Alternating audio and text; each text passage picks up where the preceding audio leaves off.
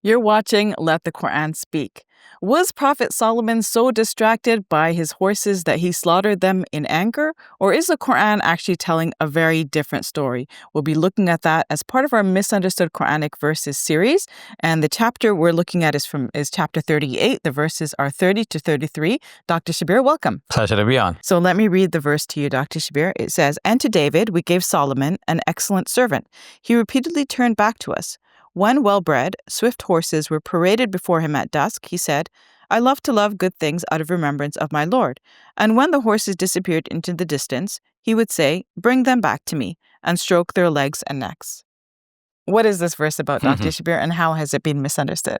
Yeah, in a previous discussion, we talked about the Prophet David, and we ended the story right when we said that another child was born to him who is Solomon.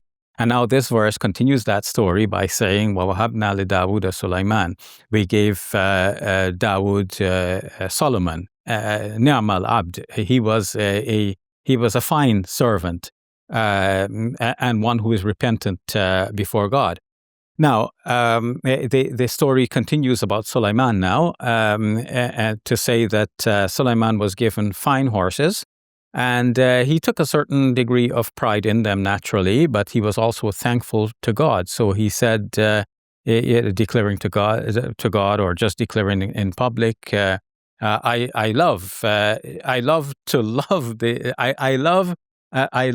the love of the you can say the bounties of God, and of course he's referring to the horses which God has bestowed upon him, and this is his way of giving thanks, and something like that would happen until it says hatta tawarat bil hijab, until they are taken away or until they depart and they're gone in the horizon, or something blocks them. Hijab, is an Arabic word which we have much discussed on this show. In this case, it means something that blocks the vision. So Solomon could no longer see the horses, either because they're taken into their stables and he desires to see them back again. So he says, "Rudduha ilay," bring them back to me. And then he would get busy stroking their necks and their thighs. So, it's a simple story of Solomon appreciating the gifts that God has given him. But the Muslim commentators have a fantastic story about this. They say that Solomon was so busy admiring in his admiration of the horses. Is like the person who stops to admire his goal, right? And he did so until he missed the late afternoon prayer. So how did they get to that? Misstep number one is that they interpret the verse that says hatta tawarat bil hijab, until the horses, as I explained, became you can say blocked from his vision. So they interpret this to mean until the sun became set, so that the sun is blocked from vision in the horizon. So how did they get to sun from horses? Well, the verse only uses the you can say the damir, the pronoun. And in this case, it's a damir mustatir. It is a hidden pronoun. So it's a feminine singular pronoun. So a feminine singular pronoun can refer to animals in the plural, or it can refer to the sun, which in Arabic grammatically is feminine. So I took it to be horses. The horses became, got to be blocked from the sight of Sulaiman. And they took it to be the sun. The sun got to be blocked from the sight of Sulaiman. So then Sulaiman says, "Rudduha ilayya." Now, they have to say that the ha here, the feminine pronoun in the singular, this refers back to the horses. Because Rudduha ilayya would, if they took the previous one, tawarat, with the hidden pronoun there, to be this reference to the sun, now they would have to say that Solomon is asking for the sun to come back up, which obviously would be a very unreasonable demand. So now they've gone back to this feminine pronoun referring back to the horses. So that means the sun has set and Solomon is calling for the horses back. which I'm not disputing that he called for the horses back, but what does it have to do with the sun setting? Because the sun had not previously been mentioned, and usually a pronoun is used in reference to something which has already been mentioned to avoid mentioning the thing in its full reference all over again. To me, that's the misstep number one.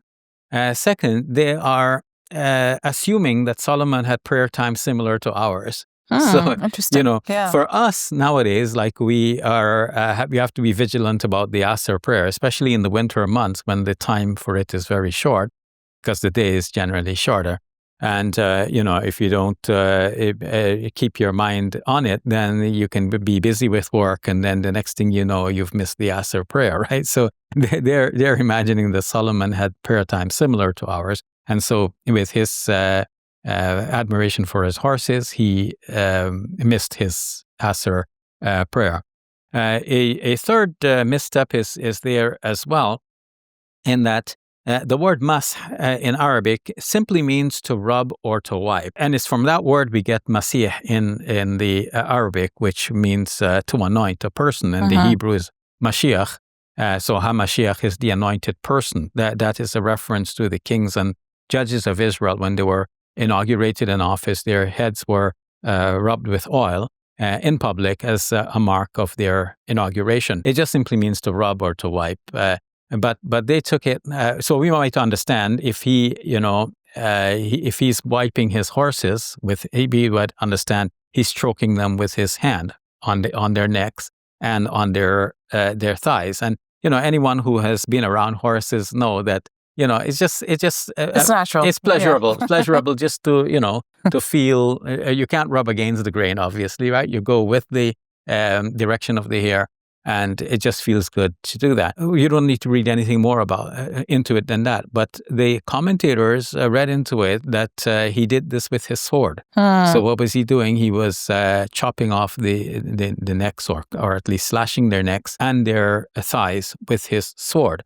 Now, for him to be doing that, it would show that he is in some sort of a rage, because even if he wanted to slaughter the horses for meat, if it was, let's say it was permissible for them to eat horses' meat at that time, then so he would cut the neck in a dutiful way, the way we might perform our Muslim slaughter of meats today, or Jews might slaughter their meats. But why would he be slashing the thighs? Okay, this is like somebody slashing somebody else's tires, or his own tire in this case, right? It doesn't need all of this, but it's it's a curiosity that the Muslim commentators resorted to such fantastic imaginations in their elaboration of simple Quranic passages. So, on the whole, we can say that this is a passage about Solomon being a dutiful servant of God.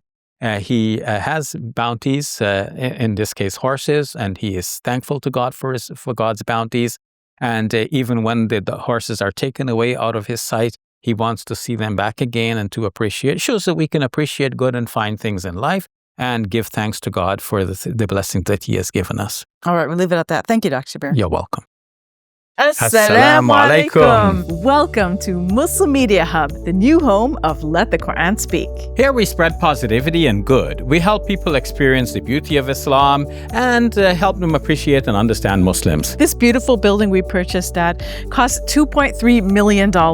Yeah, we've already raised a third of that money, and with your help, inshallah, we can pay off the rest. So we're looking for people who can give $1,000 each. If you can be part of the select group, that's amazing. Otherwise, just please give whatever you can. Every dollar counts. It's our collective responsibility to share the message of Islam with our fellow human beings.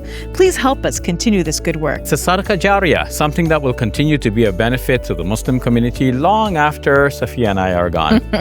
Please support our work at muslimmediahub.com. Your support is zakat eligible and tax deductible. May Allah bless you and your loved ones today and always. Assalamu alaikum. Assalamu alaikum.